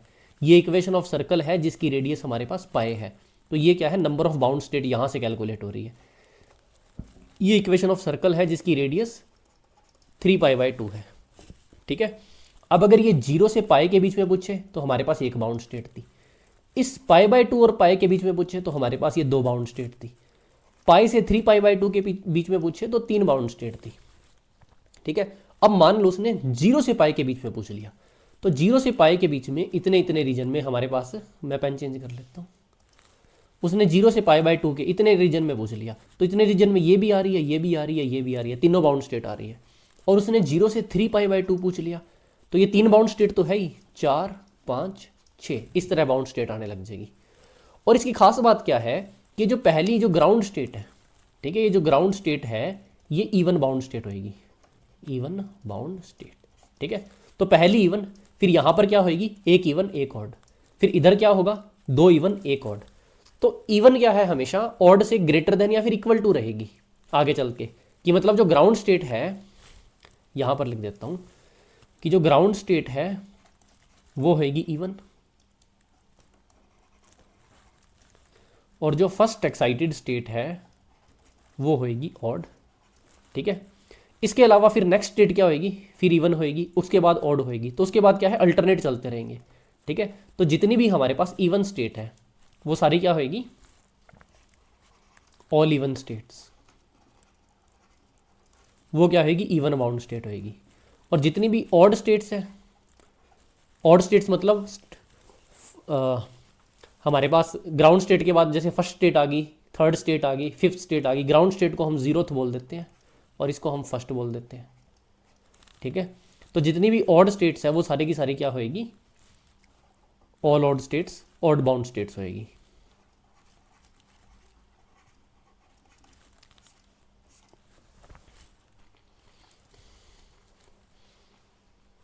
ठीक है, उसके बाद देखो फर्स्ट ये होगी, सेकंड वाली क्या होएगी, इवन, थर्ड वाली क्या होएगी, ऑड, फोर्थ वाली क्या होएगी, इवन, फिफ्थ वाली क्या होएगी, ऑड, सिक्स्थ वाली इवन, सेवन्थ वाली ऑड।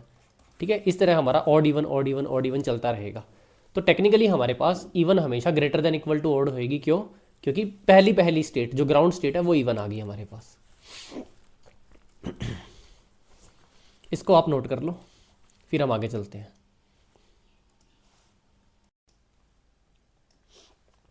अभी जो रेंज आई है इसको हम देखेंगे पोटेंशियल के टर्म्स में। ठीक है, कैसे, ये देखते हैं।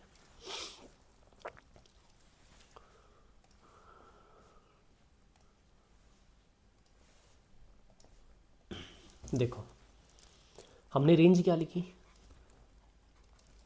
n-1 π/2 से n π/2।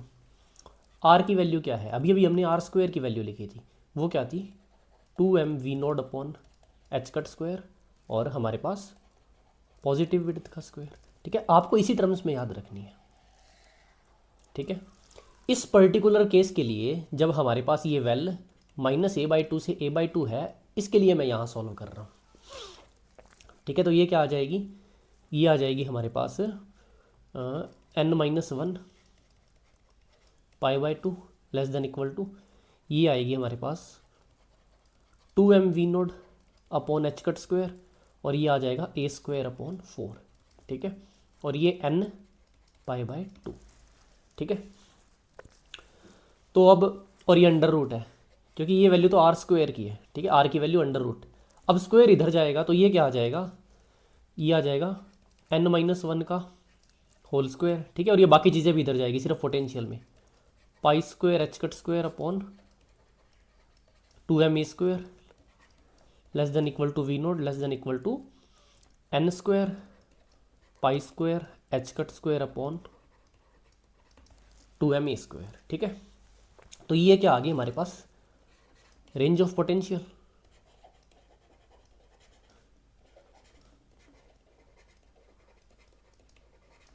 ठीक है, या फिर इसको मैं कह दूं रेंज ऑफ पोटेंशियल से ज़्यादा bound states in terms of potential.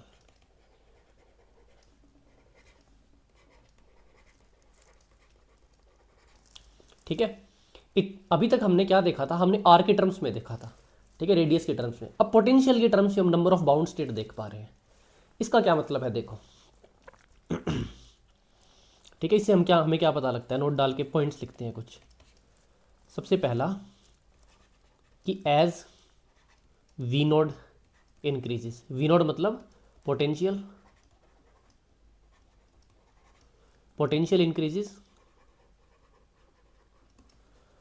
Number of bound state, ठीक है, number of bound state increases. क्यों? क्योंकि हमें पता है कि ये जो वी नोड है डायरेक्टली प्रोपोर्शनल टू एन है, V naught directly proportional to N, ठीक है। ये देखो जैसे जैसे ये वी नोड इंक्रीज होएगा यहाँ पर एन की वैल्यू इंक्रीज होएगी, या फिर इसका वाइस वर्सा भी ट्रू है, जैसे जैसे एन इंक्रीज होएगा वैसे वैसे हमारा पोटेंशियल इंक्रीज होएगा। दूसरा point, if potential tends to infinity, ये क्या बन जाता है, ये इनफाइनाइट पोटेंशियल वेल का केस बन जाता है, ठीक है। इसका मतलब हमने जो इनफाइनाइट पोटेंशियल वेल पहले पढ़ा था वो इसका क्या है, एक सब केस है। उसके बाद हम तीसरे नंबर पर देखते हैं, ये बहुत इंपॉर्टेंट पॉइंट है कि if potential tends to infinity, potential तो इन्फिनिटी पर चला गया और ए टेंड्स टू जीरो, ठीक है। तो ये क्या हुआ, देखो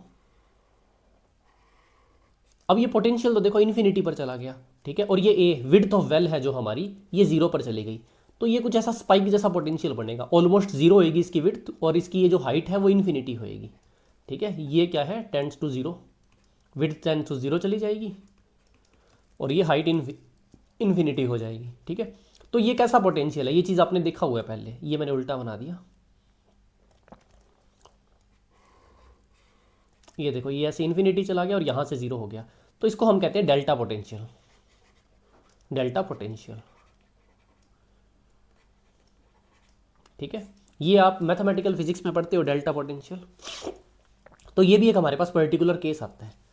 वैसे डेल्टा पोटेंशियल के हमारे सिलेबस में क्वेश्चन है नहीं, लेकिन आप बस डेल्टा पोटेंशियल की थोड़ा शक्ल देख लो कि ये कैसी होती है, ठीक है। तो डेल्टा पोटेंशियल होता है, ये है हमारे पास under root alpha E to the power minus alpha mod X, ठीक है। ये डेल्टा पोटेंशियल की स्ट्रक्चर होती है।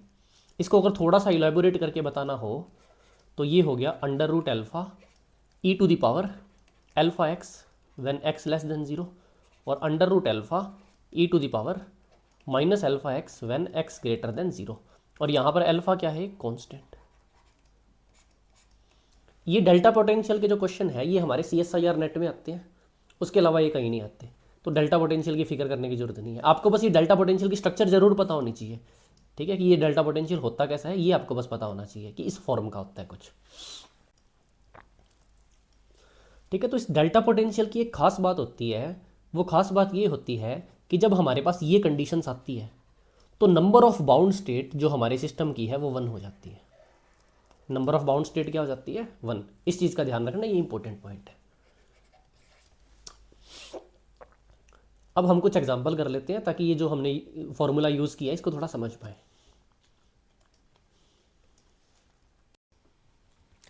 देखो ये एक हमें एग्जांपल दिया हुआ है, ठीक है। इसमें कुछ पोटेंशियल दिया है, 0 when mode of x less than a/2 और v node when mode of x greater than a/2। तो ये पोटेंशियल कैसा है, मोड ऑफ एक्स मतलब माइनस a/2 से a/2, यहाँ पर तो पोटेंशियल 0 है और इधर क्या है, v नोड है, ठीक है। इस तरह का पोटेंशियल दिया है, तो ये सेम टू सेम पोटेंशियल अभी हम करके आए हैं। अब इसने कहा है if there are 3 bound state exist, मतलब 3 स्टेट एग्जिस्ट करती है, find range of potential. Potential की रेंज फाइंड करनी है। पोटेंशियल की रेंज मतलब ये कहाँ से कहाँ तक एग्जिस्ट करता है वी नोट। तो वैसे तो अगर यहाँ पर कोई और सिस्टम दिया होता तो हम पर्टिकुलर तरीके से करते, ठीक है। n-1 π/2 से n π/2, जहाँ पर हमारी r की वैल्यू है √2m V naught upon H cut square और पॉजिटिव विड्थ का स्क्वायर, ठीक है। और यहाँ पर जो पॉजिटिव विड्थ है उसकी वैल्यू क्या है, उसकी वैल्यू है a/2। लेकिन ये जस्ट हम अभी अभी सॉल्व करके गए हैं। कहाँ सॉल्व किया है ये वाला, ठीक है, ये रहा पॉजिटिव ये रेंज ऑफ पोटेंशियल। तो कुछ नहीं है, हम डायरेक्ट फॉर्मूला में वैल्यू डाल लेंगे बस, ठीक है। और सॉल्व करोगे तो भी यही आएगी।